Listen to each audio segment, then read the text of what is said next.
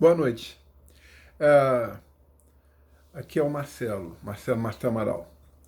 Vou fazer um livro em capítulos, um vídeo-livro, né, em capítulos, tá? Capítulo de 10 minutos cada capítulo. É, e o título desse livro chama-se Memórias de um Brasileiro que nasceu em 1955, junto com no mesmo ano do presidente Jair Messias Bolsonaro. Esse vídeo é uma verdade e também ficção, tá? É tipo Memórias de Adriano, de Marguerite Yourcenar, tá?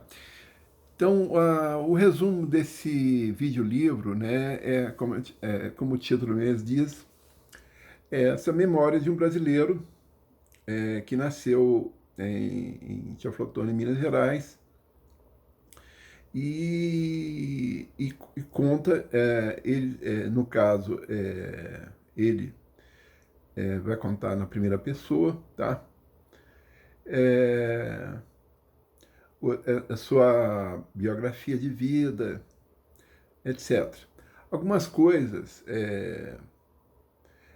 tangenciam a minha vida pessoal, tá?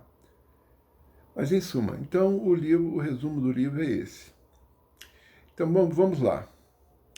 Eu nasci os 20 minutos do dia 1º de abril de 1955, numa noite de tempestade, de muita tempestade, e no Hospital Santa Rosália da cidade de Teoflotone, Minas Gerais, Brasil. Eu morei até os meus 15 anos de idade na Rua das Flores, ou Rua Doutor Manuel Esteves, 322. Uma casa que tinha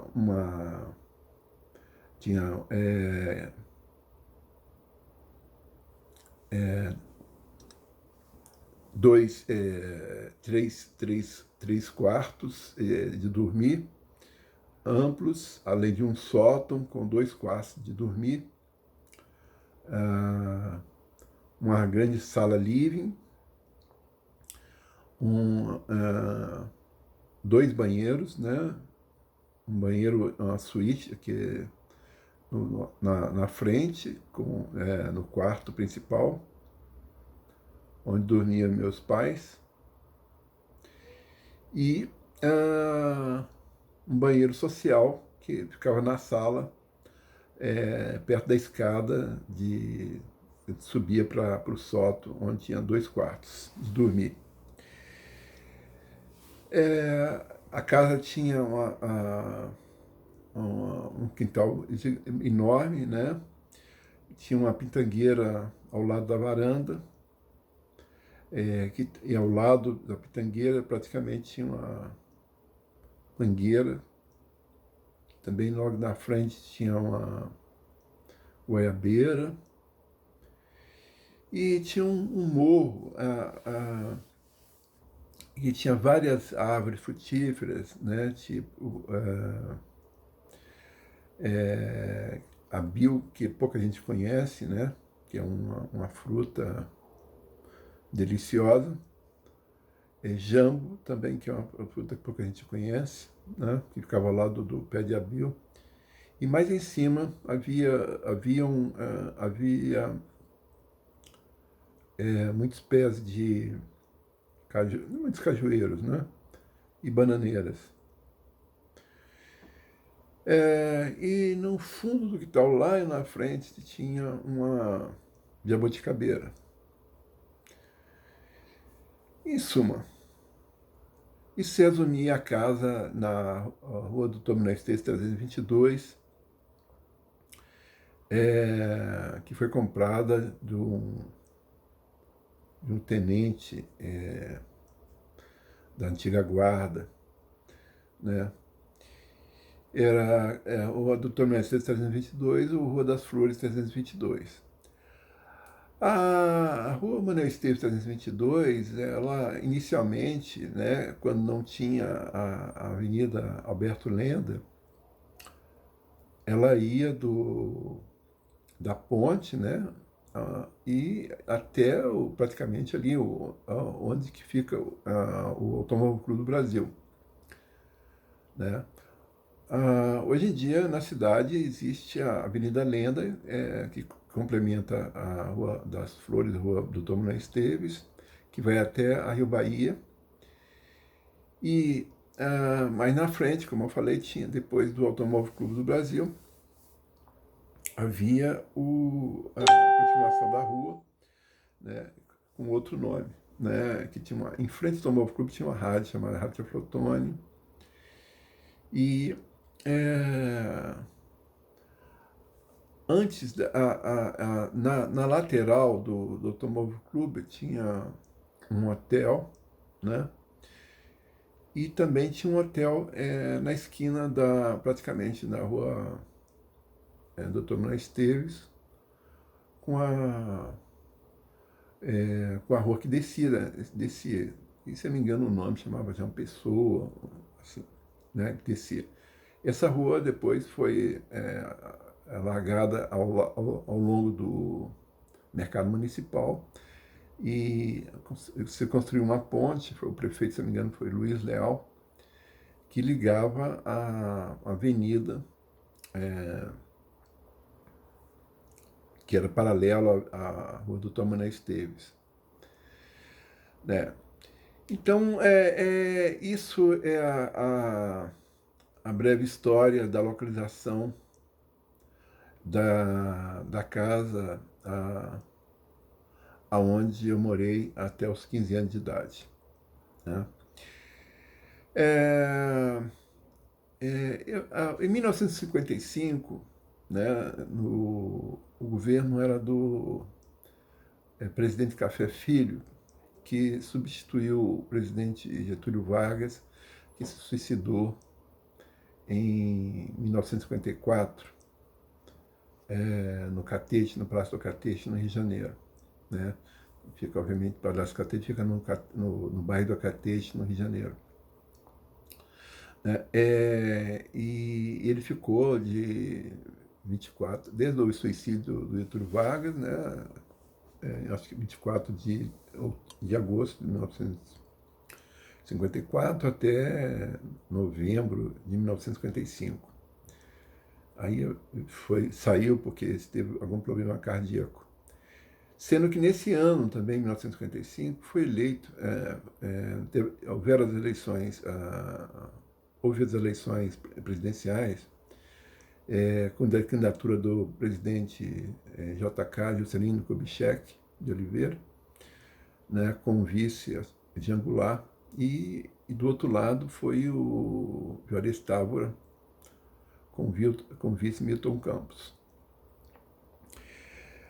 O Juscelino Kubitschek ganhou a eleição e se governou do ano 1955 até de 1956 até o ano 1960, né, o final do ano 1960. Naquela época, os governos, havia sucessão, se eu não me engano, em março.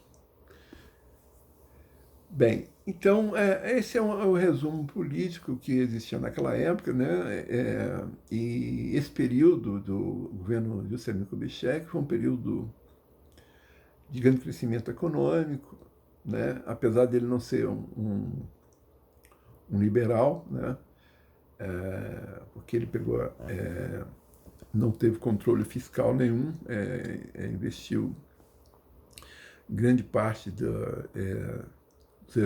recursos naquela época, da construção em Brasília, né? Ou seja, no fundo ele tinha uma tendência comunista.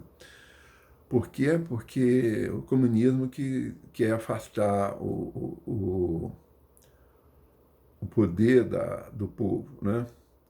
E governo federal governava, o presidente da República governava no Palácio do Catete, onde o Juscelino Kubitschek governou praticamente até o final do mandato dele, que ficou nos últimos dias. Ele transferiu a capital para Brasília, né, que ele mesmo construiu, e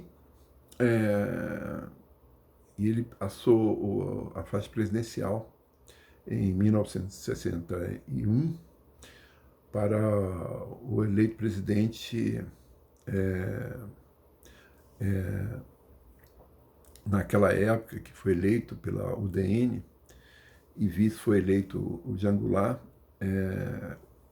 era o presidente Jânio Quadros, né, que a campanha dele foi baseada na vassoura, que ia varrer a corrupção, etc. E no fundo ele falava que era, pelo visto também, que era um liberal, e depois a primeira providência dele foi condecorar o Che Guevara, né, que era um genocida, junto com Fidel Castro, que tomaram o poder em Cuba, né, e mataram milhares de cubanos, né? E grande parte dos cubanos, realmente, que tinham recursos, fugiram para Miami, para os Estados Unidos. Os Estados Unidos ficam... Cuba fica vizinha à Flórida, nos Estados Unidos, muito perto de Miami. Então, assim que várias pessoas fugiam de barco de Cuba para os Estados Unidos, né? E, em suma, o Brasil, como a gente pode ver desde da sua fundação, né, até mesmo durante os governos militares, né, o único governo que era mais liberal foi o governo do presidente Castelo Branco, né, mas todos os presidentes brasileiros não eram liberais, ou seja, o Brasil nunca teve liberdade econômica de fato, né?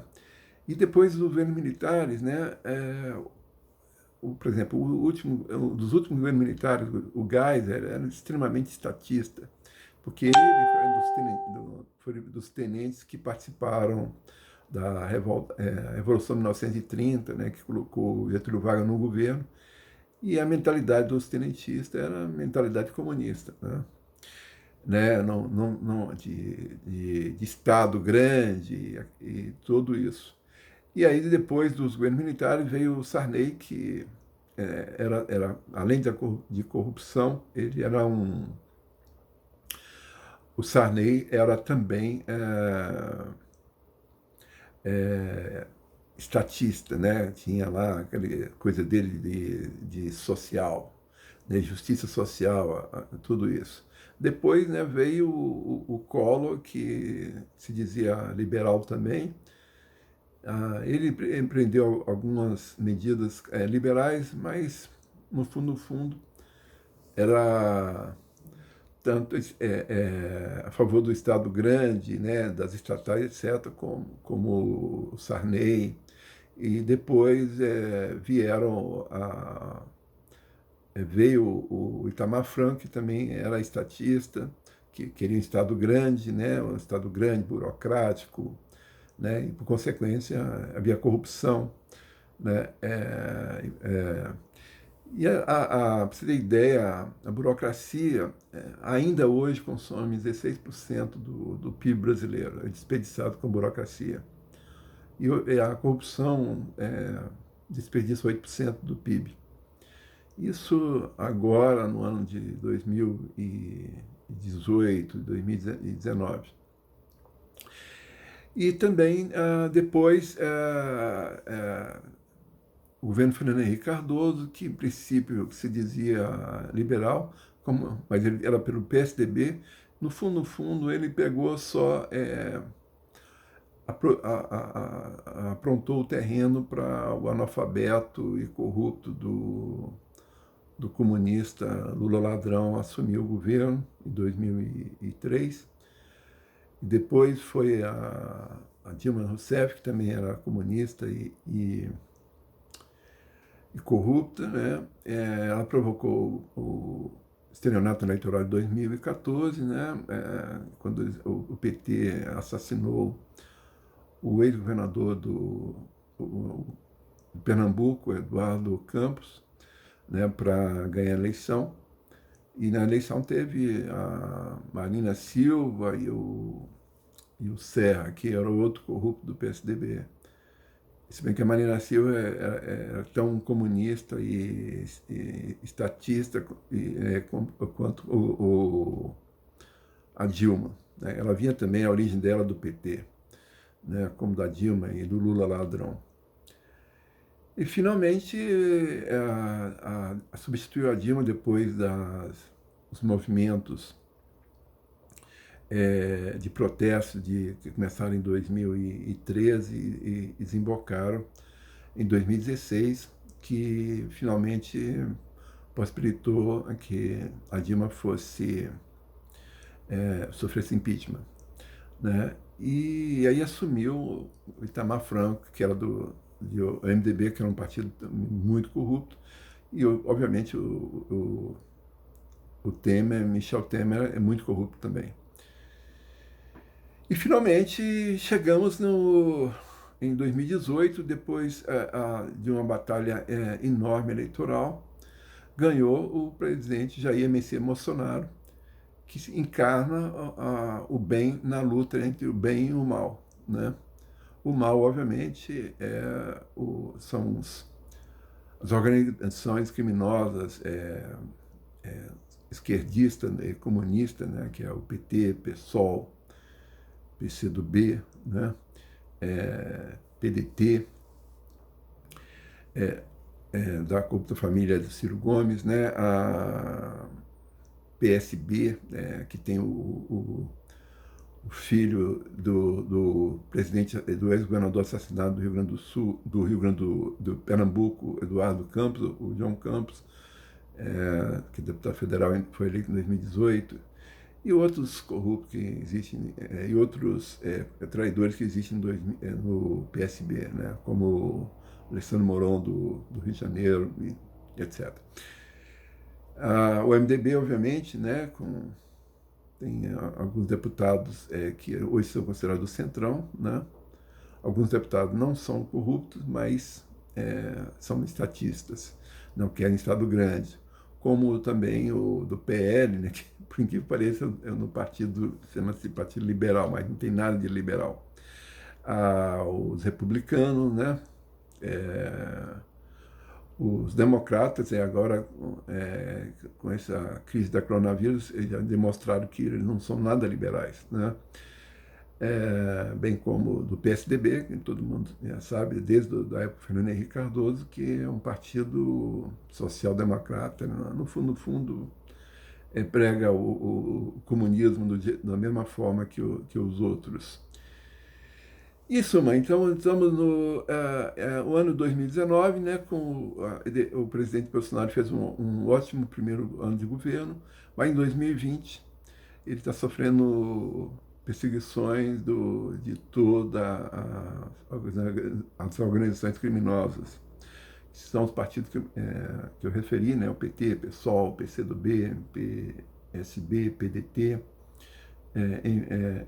MDB, agora o DEM, né? Que tem os corruptos presidentes da Câmara, o Rodrigo Botafogo Noinho Maia, e o presidente do Senado, o Davi Alcolumbre. Os dois são corruptos e não são nada liberais, apesar de falar como tal, né? E os outros partidos que dito centrão, né, que é o PP, que o presidente é corrupto, né, que é o Ciro Nogueira, senador pelo Piauí, né, e todos os outros partidos, né, do centrão, né, republicanos, PL, PSD, né, que são o DEM, né? E atualmente o único partido que realmente é liberal e está dentro dos seus valores que prega a liberdade econômica, chama-se o Novo, né, que é o 30, novo.org.br, que pregando seus valores, realmente defende em seus valores o livre mercado, que o indivíduo é criador o único gerador de riquezas e agente de transformação, todos iguais perante a lei, ou seja, defende o fim dos privilégios, portanto, diminuição do custo da máquina pública, defende o fim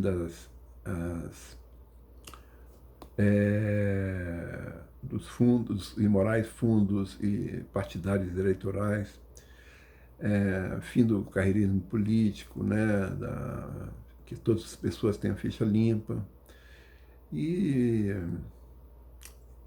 esses são os valores. E tem agora o partido do Jair Messias Bolsonaro, Aliança pelo Brasil, que está defendendo